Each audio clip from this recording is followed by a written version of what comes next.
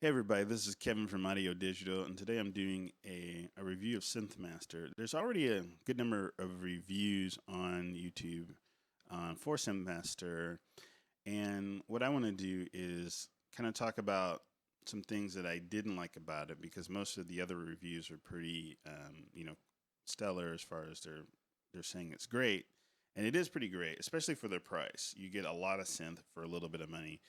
But I just wanted to go over some of the frustrations I've had trying to use it so you can be better informed if you're thinking about buying it.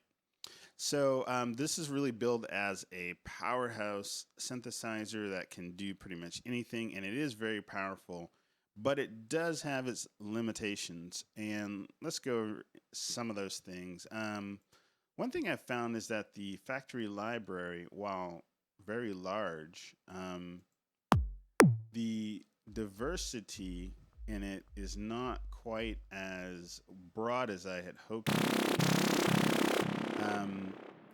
I don't know how quite to articulate this, but the sounds seem to kind of be similar, and that might be partially because there's a maybe somewhat of a limited number of effects, and they are used quite liberally throughout all these sounds. And I guess I was maybe hoping for some sounds that are unusual or very, using some sort of different techniques of synthesis that we don't normally hear. Like, something like Razor that uses additive synth. It sounds different than other synths. So I was hoping for some more kind of diversity. But this sounds like a nice collection of kind of digital and analog sounds that you might hear. They're very good quality. Like it has a very clean sound engine. This one actually sounds kind of a little bit beyond the norm, but it's probably using samples. Anyway, so the library I found a little bit limited, but you do get a lot of sounds, and they generally sound pretty good. Some of them are stronger than others. But one thing that's really cool about this synth is that there's this online function, and you can actually grab sounds that people have uploaded to the server and try them out. And you can also upload your own sounds. So there's going to be a somewhat of a little library of sounds that are free, basically, that users are interchanging with each other. So anyway, back to what we have here. So we have basically two layers, and each layer has two oscillators, and each oscillator can go in four different modes. You have an additive right here, which is pretty sweet because it's basically like having eight different oscillators that you can tune and volume, change the volume of and the pan and so forth independently. So that's pretty powerful. And then you have some modulators that can modulate the oscillator either by amplitude modulation or phase or frequency modulation, or you can just kind of add the sound of one of those modulators into the signal.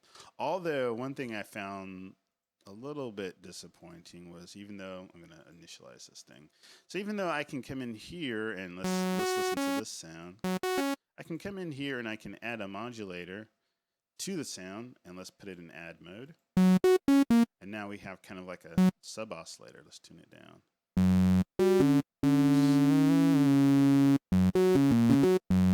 But this sub oscillator is coupled to the oscillator. So if I turn down the volume of the oscillator, we no longer can hear the sub oscillator. So I found that to be maybe a little confusing. Maybe it's not exactly what it's supposed to be, but still, it's an added feature that is useful. So anyway, let's look at the filter. The filter I actually really like. It's great. You get digital mode and analog mode, and then within each of these, you get high pass, low pass, band pass, and so forth. So it's really, some sense like Massive, or they have a list of different filters you can use with different characters. And so when I first saw this, I was thinking it was a bit more limited, but in reality, you get, these two basic models, and then, band pass and high pass, low pass, and so forth. But you also get these drive parameters that can change the quality of the sound, and then you also get a distortion that you can put in before, after, inside. So that's going to sorry, that's so loud, guys. Let's turn this down. It's going to change the character of the sound significantly. Then if I turn off the distortion, it sounds different. So you can get a lot of flexibility there. And you can also come in and save a preset of some configuration of this filter that you particularly like, and then recall it later. So that's a nice deal. Now, what's not as cool is the effects section. The effects section is kind of a disaster, in my opinion.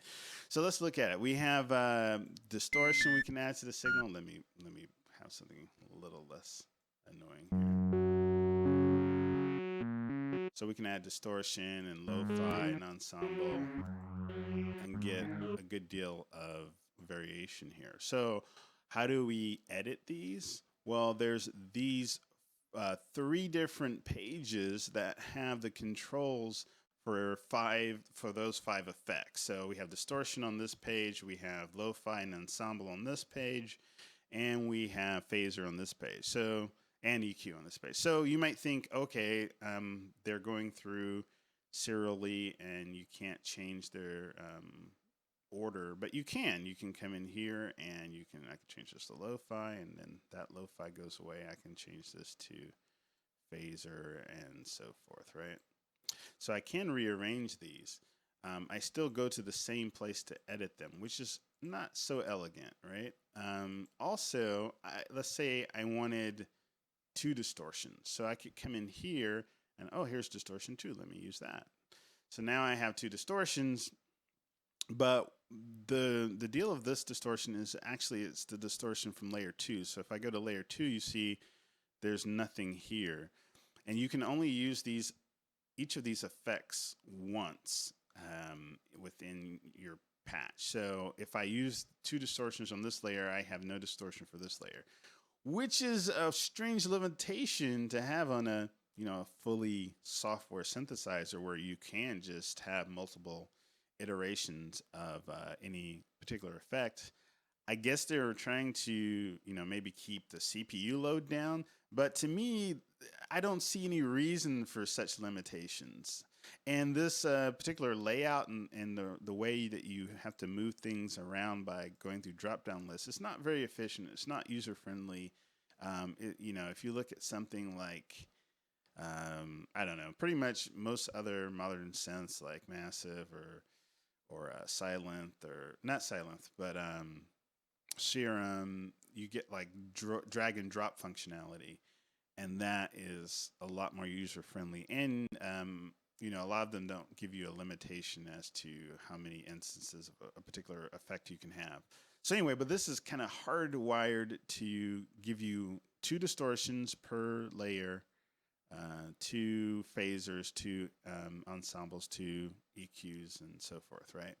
So yeah, that I find puzzling. I'm not a software engineer, so maybe there's some good reasons why you don't want to do it. And then this section here, the FX section, is equally confusing because we have each of these. This is where you control each of these effects, and if you want to arrange them in any particular order, you again kind of come in here and pick what you want. Now, another thing, you can have global effects routing here, but I can use one of those layer effects in the global effects section. And then again, if I go back to the layer, it's gone. So each one of these is one effect, and you can only use it in one place, and that's it. And each of these are one effect, and you can only use them in one place. So I can actually, here's the echo, I can come in here. I'm sure you guys are getting the pattern here. I can call up the echo into, where's that echo? Is it delay? Reverb, let's just do reverb because I saw that one.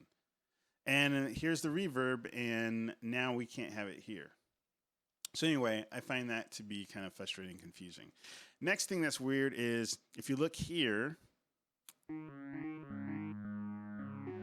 this is a sine wave. If I turn this stuff off, you can. I'm sorry. It's a square wave, and if I turn, oh, we still have a echo on it.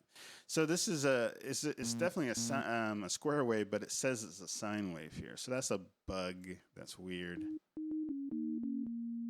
And this is a pulse wave, which is what it's supposed to be. But let's go back to that sawtooth, and now it is saying sawtooth.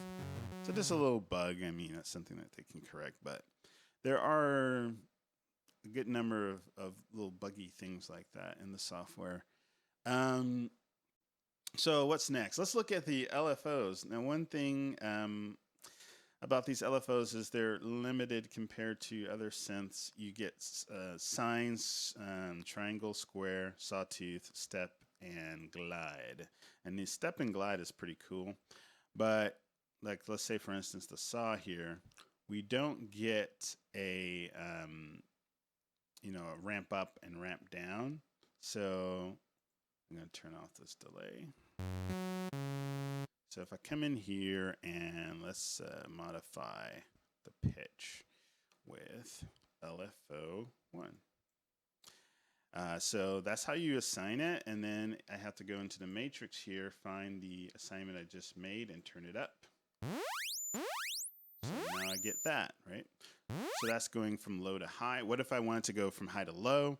Then what I have to do is turn this up to a high position and then reverse this.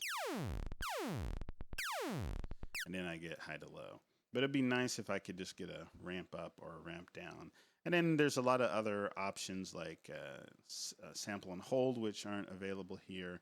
Even though you can do step and kind of simulate a sample and hold, it is going to loop and it's going to sound different. And you can't like morph in between two different LFOs and things like that, which I find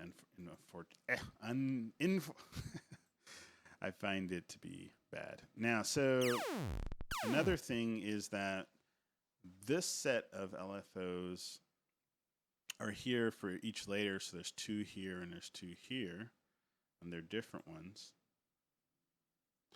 But then there's also these LFOs. So you might wonder why they stick these 4 over here and then give us 4 for the 2 layers.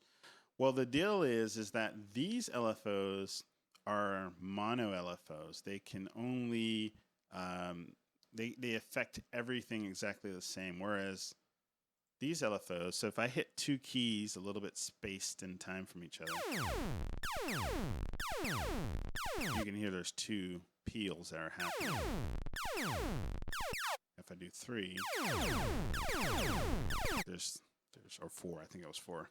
So each note has its own LFO that is triggering separately. But if I change the assignment from that LFO I was just using to one of the global LFOs or one of the LFOs from this page, and let's go and change this to sawtooth. It's doing the same thing, but if I hit multiple keys, they all are in perfect sync with each other. They're not individual. So no matter how many keys I play, it's going to do the same. It's going to just give me one LFO to control all the notes. So that's what the difference is between the two ones. And that's not, I haven't actually read through the manual, but it's not obvious by any of the markings that that's what we're doing. Some other synths just allow you to change the LFO from being, mono to poly by just clicking a trigger switch or something along those lines, which I think would have been a better design choice. And that's kind of most of the problems I have with Synthmaster have to do with the UI and the kind of philosophy of how they're putting everything together. And it seems a bit kind of thrown together and not the most fluid and the most streamlined. Like comparing this to something like Serum, which is just so easy to use and so fluid. This guy is kind of clunky and a bit confusing, um, and just not as elegant. And so I'm really hoping for a redesign with more elegance, more streamlined. Because, you know, if I'm coming in here and I'm wanting to create a sound, it's going to be a lot easier if things are laid out in the most logical way and I'm free to do many different things quickly. And with this guy, just, you know, like if I click here and I want to look at oscillator one, but I'm looking at mod one, there's, you know, I can't like go from this view and then see oscillator one from here, which would be nice if I could kind of click on it and somehow it would switch here. But this is just going to give me on off, and then I have to synchronize manually here. So, you know, I mean, I can figure that out and it's not like a huge deal, but it just slows me down when I'm trying to quickly put something together and I'm like, okay, let's add this, and then, oh wait, here, click here to actually edit that, and so on.